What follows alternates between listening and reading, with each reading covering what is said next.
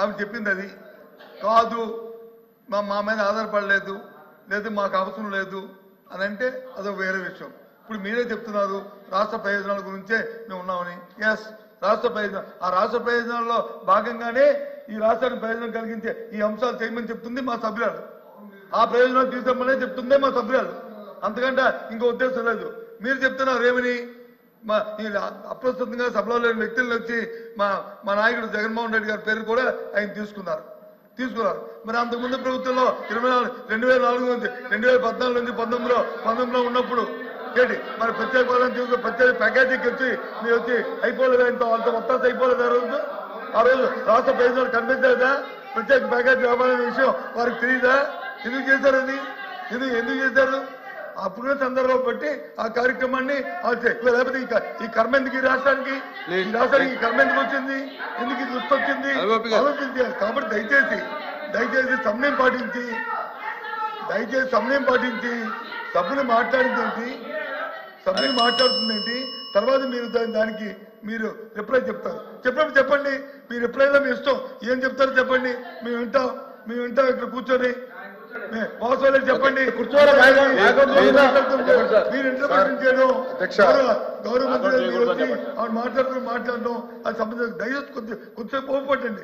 మీరే కదా రిప్లై చెప్తారని అనౌన్స్ చేశారు, రిప్లై మీరే చెప్తారు. చెప్పండి, తప్పేముంది, వెయిట్ చేయండి 10 నిమిషాలు, అంతేగాని ఈ విషయాన్ని చెప్పుకుని వెళ్తుంటే ఇది ఎక్కడికి వెళ్తుంది? కాబట్టి దయచేసి మంత్రి గారు సమయం పాటించి సందర్భాన్ని బట్టి మాట్లాడడం అనేది సంబంధించింది నేను తెలియజేస్తాను.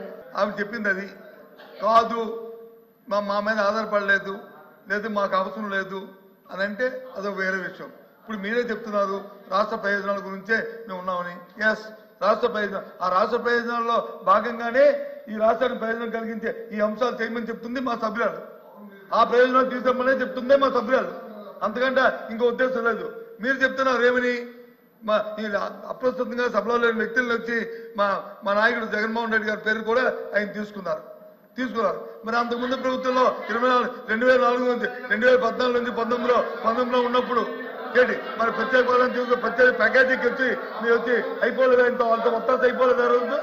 ఆ రోజు రాష్ట్ర ప్రయోజనాలు కనిపించలేదా? ప్రత్యేక ప్యాకేజీ రావాలనే విషయం వారికి తెలియదా? ఎందుకు చేశారు అది? ఎందుకు చేశారు? అప్పుడున్న సందర్భం బట్టి ఆ కార్యక్రమాన్ని లేకపోతే ఈ కర్మ ఎందుకు ఈ రాష్ట్రానికి ఈ కర్మ ఎందుకు వచ్చింది, ఎందుకు ఇది వచ్చింది ఆలోచించారు. కాబట్టి దయచేసి సమయం పాటించి సభ్యులు మాట్లాడుతుందేంటి, తర్వాత మీరు దానికి మీరు రిప్లై చెప్తారు. చెప్పండి మీ రిప్లైలో మీ ఇష్టం, ఏం చెప్తారో చెప్పండి, మేము వింటాం ఇక్కడ కూర్చొని. వాస్తవాలు చెప్పండి, మీరు ఇంటర్ప్రిటేషన్ చేయడం, గౌరవ మంత్రి మాట్లాడడం అది సంబంధించిన దయచేసి కొంచెం పోపట్టండి. మీరే కదా రిప్లై చెప్తారని అనౌన్స్ చేశారు, రిప్లై మీరే చెప్తారు. చెప్పండి, తప్పేముంది, వెయిట్ చేయండి 10 నిమిషాలు, అంతేగాని ఈ విషయాన్ని చెప్పుకుని వెళ్తుంటే ఇది ఎక్కడికి వెళ్తుంది? కాబట్టి దయచేసి మంత్రి గారు సమయం పాటించి సందర్భాన్ని బట్టి మాట్లాడడం అనేది సంబంధించింది నేను తెలియజేస్తాను. సభ్యులు క్షమించాలి అధ్యక్ష, ధన్యవాదాలు. ఇక్కడ తెలుగును అవమానించడం అధ్యక్ష, తెలుగు చదువుకుంటే సాఫ్ట్వేర్ ఉద్యోగాలు వస్తాయా అని అడగడం అన్నది నిజంగా అబ్జెక్టబుల్ అధ్యక్ష. ఏం తెలుగు చదువుకున్న వాళ్ళు కలెక్టర్లు కాలేదా? తెలుగు చదువుకున్న వాళ్ళు ఇంకా పెద్ద పొజిషన్ లో లేరా? తెలుగు వాళ్ళు ఈ రోజు ఢిల్లీలోని పెద్ద పొజిషన్స్ లో లేరా అధ్యక్ష? తెలుగు మీడియంలో చదువుకున్న వాళ్ళందరూ కూడా ఈ రోజు మంచి పొజిషన్స్ లో ఉన్నారు. తెలుగు చదువుకుంటే సాఫ్ట్వేర్ ఉద్యోగాలు రావు అన్న పదాన్ని అతను విత్డ్రా చేసుకోవాలి అధ్యక్ష,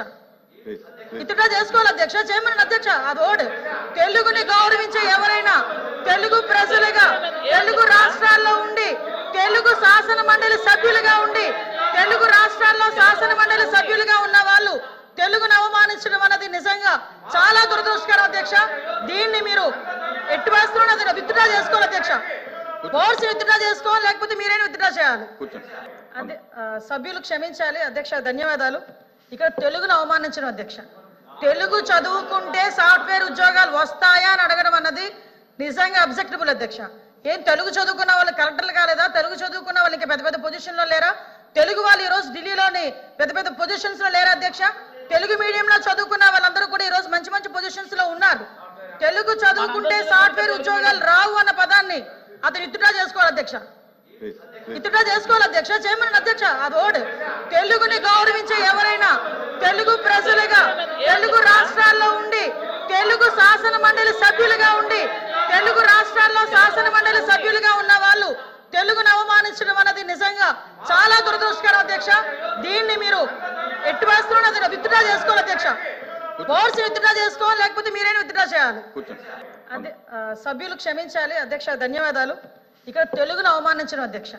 తెలుగు చదువుకుంటే సాఫ్ట్వేర్ ఉద్యోగాలు వస్తాయా అని అడగడం అన్నది నిజంగా అబ్జెక్టబుల్ అధ్యక్ష. ఏం తెలుగు చదువుకున్న వాళ్ళు కలెక్టర్లు కాలేదా? తెలుగు చదువుకున్న వాళ్ళు ఇంకా పెద్ద పెద్ద పొజిషన్ లో లేరా? తెలుగు వాళ్ళు ఈ రోజు ఢిల్లీలోని పెద్ద పెద్ద పొజిషన్స్ లో లేరా అధ్యక్ష? తెలుగు మీడియంలో చదువుకున్న వాళ్ళందరూ కూడా ఈ రోజు మంచి మంచి పొజిషన్స్ లో ఉన్నారు. తెలుగు చదువుకుంటే సాఫ్ట్వేర్ ఉద్యోగాలు రావు అన్న పదాన్ని అతను విత్డ్రా చేసుకోవాలి అధ్యక్ష. విత్డ్రా చేసుకోవాలి అధ్యక్ష, చేయమని అధ్యక్ష. అదోడు తెలుగుని గౌరవించే ఎవరైనా, తెలుగు ప్రజలుగా తెలుగు రాష్ట్రాల్లో ఉండి తెలుగు శాసన మండలి సభ్యులుగా ఉండి తెలుగు రాష్ట్రాల్లో శాసన మండలి సభ్యులుగా ఉన్న వాళ్ళు తెలుగును అవమానించడం అన్నది నిజంగా చాలా దురదృష్టకరం అధ్యక్ష. దీన్ని మీరు ఎట్టి వేస్తున్నది విత్డ్రా చేసుకోవాలి అధ్యక్ష. బోర్డ్స్ విత్డ్రా చేసుకోవాలి, లేకపోతే మీరైనా విత్డ్రా చేయాలి. అధ్యక్ష, ఇప్పుడు హౌస్ ఆంధ్ర రాష్ట్ర ప్రజలందరూ చూస్తున్నారు, లైవ్ లో కూడా చూస్తారు. మేడం గారు మాట్లాడుతూ ఎగతాళిగా మేమేదో అన్నాము, మా పైన. మేడం గారు ఒక్క నిమిషం పూర్తి చేయండి. ఎవరో సభ్యులు చెప్పారు, నేను పూర్తి ఎవరికి నేనేం మాట్లాడలో, మళ్ళీ నేను ఇప్పుడు నుంచున్నా, నా ఛాన్స్ మాట్లాడి నేను ఎగతాళి చేస్తూ కేంద్ర ప్రభుత్వంతో మా పైన ఆధారపడి ఉంది అంటాం కరెక్ట్ కాదు అధ్యక్ష. నేను మళ్ళీ చాలా స్పష్టంగా చెప్తున్నా, తెలుగుదేశం పార్టీ కానీ జనసేన పార్టీ కానీ అన్కండిషనల్గా మేము సపోర్ట్ చేసాం కేంద్ర ప్రభుత్వం. ఆనాడు ప్రధానమంత్రి గారిని చంద్రబాబు నాయుడు గారు కానివ్వండి, పవన్ అన్న కోరింది రాష్ట్రాన్ని మీరు కాపాడాలి, పెట్టుబడులు నిధులు ఇవ్వాలి అని చాలా స్పష్టంగా చెప్పాం. దాంట్లో భాగంగా మేము తీసుకొచ్చాం, రైల్వే జోన్ తీసుకొచ్చింది మేము అధ్యక్ష. విశాఖ ఉక్కుని కాపాడింది ఎన్డీఏ ప్రభుత్వం అధ్యక్ష. గతంలో కాపాడింది ఎన్డీఏ ప్రభుత్వం, మళ్ళీ కాపాడింది ఎన్డీఏ ప్రభుత్వం అధ్యక్ష. వాజ్పేయి గారు కాపాడారు, ఇప్పుడు నరేంద్ర మోడీ గారు కాపాడారు. మేము వెళ్ళి మాట్లాడాం, మేము చర్చించాం, అది జరిగింది. అంతేకాకుండా అధ్యక్ష అమరావతికి నిధులు తీసుకొచ్చాం, పోలవరానికి నిధులు తీసుకొచ్చాం. సో అధ్యక్ష, మళ్ళీ నేను మేడం గారిని కోరేది, కేంద్ర ప్రభుత్వం సహకారం ఆంధ్ర రాష్ట్రానికి చాలా చాలా అవసరం. వక్రీకరిస్తూ ఎగతాళి చేస్తూ మాట్లాడటం కరెక్ట్ కాదు. మేము అన్కండిషనల్గా సపోర్ట్ చేసాం. వీఆర్ పార్ట్ ఆఫ్ ఎన్డీఏ అధ్యక్ష. మళ్ళీ ఎన్నిసార్లు చెప్పాలి నేను? మా సపోర్ట్ అన్కండిషనల్. ఎన్నికల ముందల మేము చేరం ఎన్డీఏలో, ఎలాంటి కండిషన్స్ పెట్టకుండా రాష్ట్ర ప్రయోజనాల కోసం ఎన్డీఏలో మేము కానివ్వండి, పవన్ అన్న నాయకత్వంలో జనసేన కానివ్వండి, మేము చేరం, అన్కండిషనల్గా సపోర్ట్ చేస్తున్నాం. దాంట్లో భాగంగానే ఈరోజు ఎప్పుడు రాని విధంగా మీరు 5 సంవత్సరాల్లో తీసుకురాని నిధులు మేము 9 నెలల్లో తీసుకొచ్చాం అధ్యక్ష. అది తెలుగుదేశం పార్టీకి జనసేన పార్టీకి ఉన్న చిత్తశుద్ధి, ఆంధ్ర రాష్ట్ర ప్రజల పట్ల మాకున్న చిత్తశుద్ధి అధ్యక్ష. దయచేసి అది గమనించమని కోరుతున్నాను అధ్యక్ష. ఇప్పుడు హౌస్ ఆంధ్ర రాష్ట్ర ప్రజలందరూ చూస్తున్నారు, లైవ్ లో కూడా చూస్తారు. మేడం గారు మాట్లాడుతూ ఎగతాళిగా మేమేదో అన్నాము, మా పైన. మేడం గారు ఒక్క నిమిషం పూర్తి చేయండి.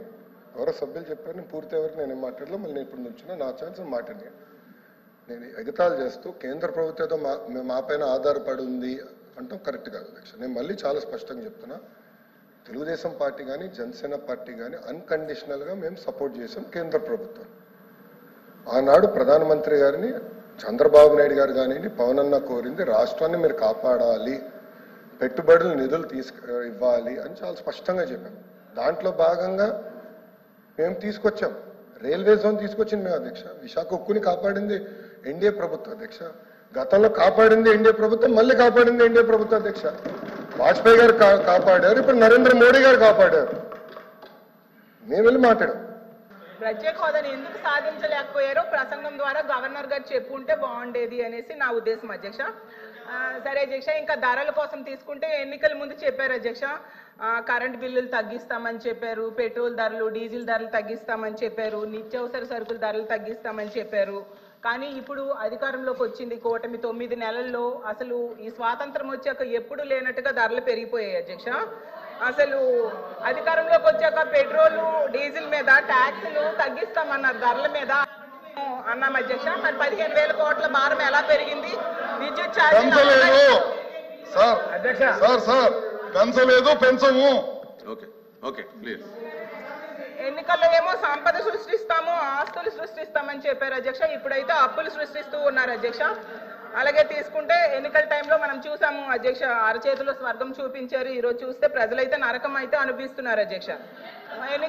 యాక్చువల్గా ఎన్నికల్లో బాబు షూరిటీ భవిష్యత్ గ్యారంటీ అన్నారు అధ్యక్ష. ఇప్పుడైతే బాధుడి గ్యారంటీ అన్న టైపుగా అయితే పాలన ఉంది అధ్యక్ష. అది అందరూ అంగీకరించాల్సిన నిజం అధ్యక్ష.